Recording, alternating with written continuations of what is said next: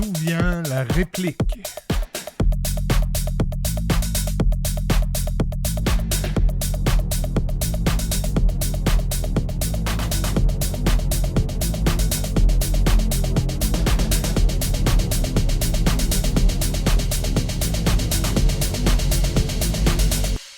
Maintenant je suis seul. Un misérable rustre, maroufle que je suis.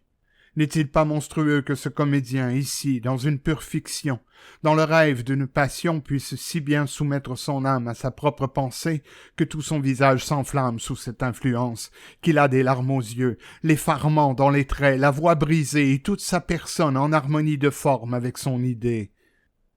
Et tout cela pour rien. Pour Hécube. Que lui est Hécube? Et qu'est-il à Hécube pour qu'il pleure ainsi sur elle? Que serait-il donc s'il avait les motifs et les inspirations de douleur que j'ai? Il se noierait dans les larmes. Il déchirerait l'oreille du public par d'effrayantes apostrophes. Il rendrait fous les coupables, il épouvanterait les innocents, il confondrait les ignorants, il paralyserait les yeux et les oreilles du spectateur ébahi. Et moi pourtant, niais pétri de boue, blême coquin, jeune ou rêveur, impuissant pour ma propre cause, je ne trouve rien à dire, non rien, en faveur d'un roi à qui l'on a pris son bien et sa vie si chère dans un guet-apens damné. Suis-je donc un lâche qui veut m'appeler manant, me fendre la caboche, m'arracher la barbe et me la souffler à la face, me jeter le démenti par la gorge en pleine poitrine, qui veut me faire cela? Ah, pour sûr, je garderai la chose. Il faut absolument que j'aie le foie d'une tourterelle et que je n'ai pas assez de fiel pour rendre l'injure amère autrement. Il y a déjà longtemps que j'aurais engraissé tous les 1000 ans du ciel avec les entrailles de ce drôle. Sanguinaire, scélérat sans remords, traître, pillard, ignoble scélérat. Ah, vengeance! Quel âne suis-je donc? Oui-da, voilà qui est bien brave.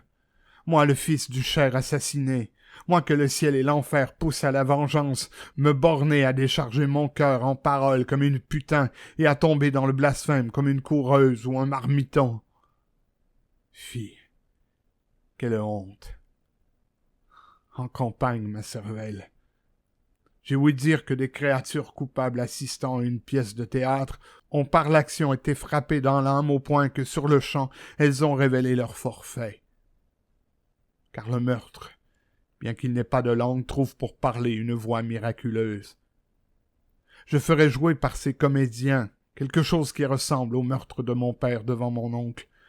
J'observerai ses traits, je le sonderai jusqu'au vif, et pour peu qu'il se trouble, je sais ce que j'ai à faire.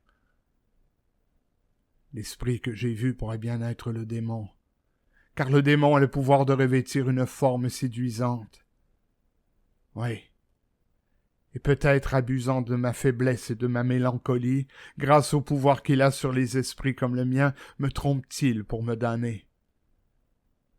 Je veux avoir des preuves plus directes que cela.